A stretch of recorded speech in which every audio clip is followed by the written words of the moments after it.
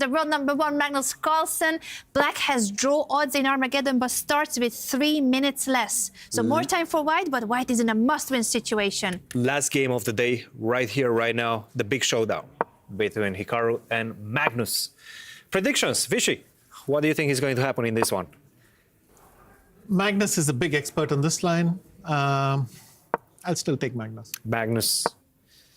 Oystein, prediction. Well, here I have to return to, I guess. I mean, he's my favorite at the end of the day.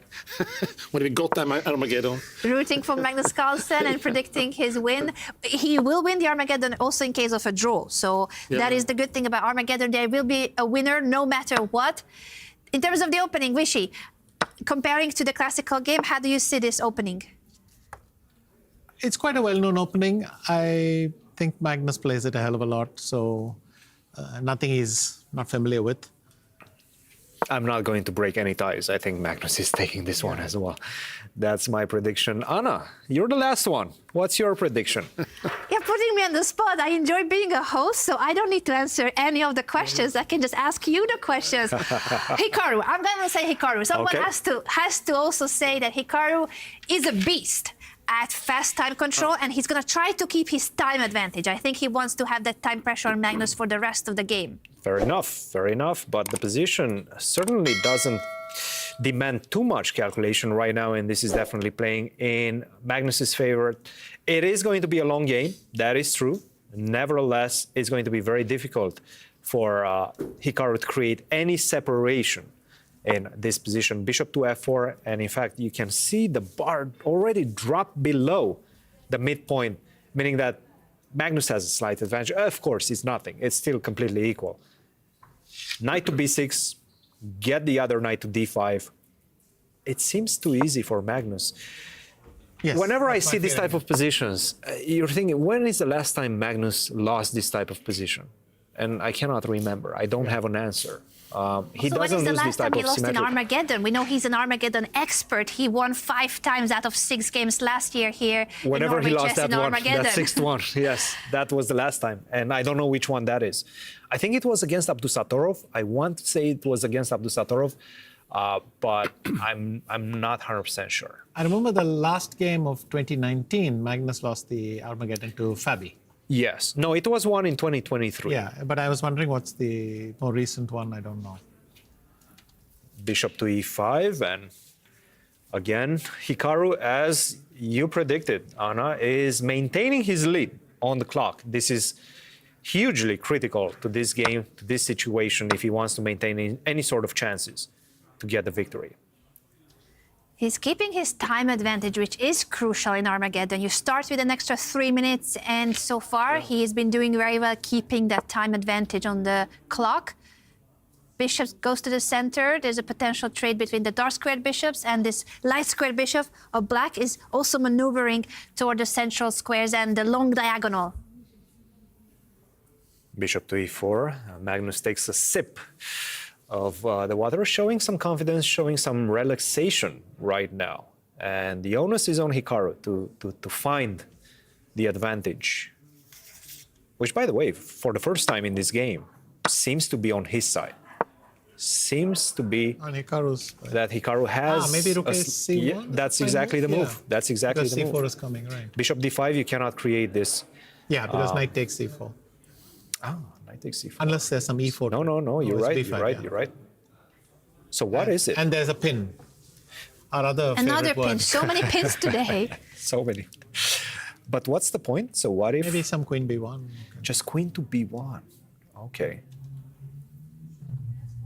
Oh, so what Magnus was trying to do is get the queen on d5 and create this. Did he play rook setup. c1? Yeah, he did. He did. Rook ac1 is on the board. Some pressure on the world #1, time pressure as it is from Armageddon, but also now pressure in terms of the position. It's not as simple as it seems. Absolutely not. Because if you have to go bishop b5 and allow queen b1, then you have to start thinking about ways to stop e4. And if you have to go f5, that's not something that you want. Allowing my knight to find a nice outpost in the center, no. That's not a good idea. That's not a good recipe. He plays c5. He pushes his pawn. He wants to trade in the center. He's offering this pawn for free. That pawn can be captured by the white pawn. If you take it, what he wants to do is reroute the knight towards that c5 square. Vishy, what to do right now? How do we get the advantage? Okay, let's try. D takes c5, knight d7. He took. Knight d7 is on the board. b4, is it? On the board. Yeah. And if bishop c6, oh, he's going knight f6, but then it's a fairly decent pawn. This is not the ugliest pawn I've seen. Yes. Ugliest extra pawn I've seen. So I can rotate the knight to db3 or something and protect it forever. Keep it for a long time, indeed. Indeed. Bishop h3, that's a cagey move right there. Vishy, can you explain this move to us? He doesn't want to allow the exchange of bishops, but on the other hand, black could have taken on f3 and done that and played b6 somewhere and he's a pawn down, but perhaps it's not hopeless. He But decides... anyway, he went queen c7. So now white can play knight d2. Oh, he's got knight d4. Knight d4. And also, by the way, notice that c8 is not happening and e6 is not happening because the bishop takes e6. That's a good spot right there. So that's also... That's a family fork. And I'm not going to take your rook, I'm going to take your queen. Yes.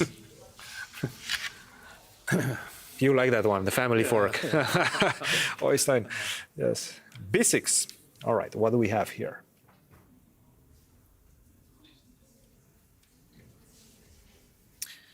I don't think we want to take on b6. Magnus sacrificed the pawn, didn't he? He did. Yeah. He's a pawn down right now. Yeah. That's something I see good players do, and which I never do. Yes. He's trying to stay close. He's saying that even with the pawn down, he has enough activity and enough compensation for it. And he might be right. I think he's right. According to machine, It seems very even right now. Let's see how he's going to try to win this one. Let's not forget, Magnus only needs a draw. Hikaru needs to find the path to victory right now. He has the extra pawn, but as Christian pointed out, the activity of the black pieces compensates here. He still has more time, which is a key factor, especially since there is no increment until they reach move 40. So Magnus has 4 minutes versus Hikaru's 5 minutes, 20 seconds. But he is now thinking for a longer time. He has spent a minute already on this decision. And in fast chess, spending a minute is a long to think. Right. It's a lot of time. Maybe some queen b2 or something. Is that possible? Queen to b2, queen to c4, perhaps. Yeah. But then I at least take on b6. But maybe even e5 works, yeah. e5 displays this knight from d4 from the center. Alternately, I could play a4. But it feels like queen c5 or something. Or maybe, no, not knight d5, queen c5 maybe. Queen to c5. Then rook a1. Rook to a1, maybe just a simple knight. Now knight d5. But again, knight e6 check. Oh, that's a nice one. That's a nice one. We should definitely show this. It's not that much. Black is fine, but black is fine. I mean, I thought at least you're getting something. Yeah. At least you're getting something right now. Hikaru with the big time investment here. It's already been 2 minutes since he hasn't made a decision. Maybe a3 so that you hold on to that pawn. And... a3 seems to be the best move if he finds it, if he plays it. Big moment right now if he wants to maintain any sort of an edge at this point. He already lost his time advantage after having thought for 2.5 minutes. He still hasn't made a move, and he now has less time than Magnus. He started with 3 more minutes than Magnus. The problem with a3 is that queen to c5 is going to come in the position. Yes, and then I thought knight b3, you go queen h5, yeah. Queen to h5, yes. That's a problem. Okay, so then I would have to play rook a1. Yes, it's not brilliant. Hikaru has spent 2 minutes 43 seconds on this one. He played queen to b2. Allowing queen c4 finally. Allowing queen to c4 if you want to go for queen to c4. Rook to a4 is Magnus's choice. Here I thought I could play bishop e6 and transfer to b3. Trying to double up on the a file. If I go bishop e6, b3... That's a nice move. He played it. Wow. He played bishop e6. Trying to get that family fork that you were showing, Christian. Oh, he would love to get that. Everything is hanging, the entire royal family, therefore the family fork name. But guess what? I'm starting to look at your king as well. With Yes, this rook. but I'm quite happy to play f3 and rook f2. I think that'll keep me in. f3, rook to f2, too. Knight is coming to c2. Oh. And now, so he'll play knight e3, c4, try to land something on d5. Magnus has pushed his flank pawn, this h pawn, alpha zero style. Yep, that's exactly what he's going for. Knight to e3. I like this move that you And prescribed, if Vichy. h4, is that even g4? Why not? Yes, why not? Okay, Hikaru so- says, I don't want you to push your h pawn, so he's blocking it with his own flank pawn. And The we computer criticizes No, but this yes, move. because if I play queen c8, how are you going to stop queen h3? The checkmate pattern on the light squares, has Hikaru missed this? How did he not- Magnus also doesn't play it. Was queen c8 good? Yes, best Queen move c8 in the was good. position. Okay. Best move in the position, queen to c8. Or queen Oh, d7. black is much better. Yes. Wow, okay. Yes. Magnus yes. Carlsen with a missed chance there to exploit the weakness on the light squares. He instead jumps to the light square with the knight, which is not a bad idea on overall, but it blocks the queen's way. It can no longer get there. Wait a minute. Knight to a3. What is this? Where is Hikaru going? He's going to c4, but this doesn't seem to be the right approach. In fact, what Magnus can do is go f5, f4, open up the position, get to the white king. He has decisive advantage if he finds that not an easy one. g5 with the same idea, try to open up the king. Good Wow. move, not decisive. What a move. It seems like Hikaru Nakamura has lost the thread of the But why did game. he take He on had c4? the He should advantage take on earlier. g5 probably, right? Yes. Yes, taking Because on now g5. gh4 might be just good. gh4 is a great move if he plays it. Yes. gh4 give the exchange. But if you do that, this is just hopeless right now. Everything opens up. You take, in fact, you get checkmated. Yeah. This is a wild game, guys.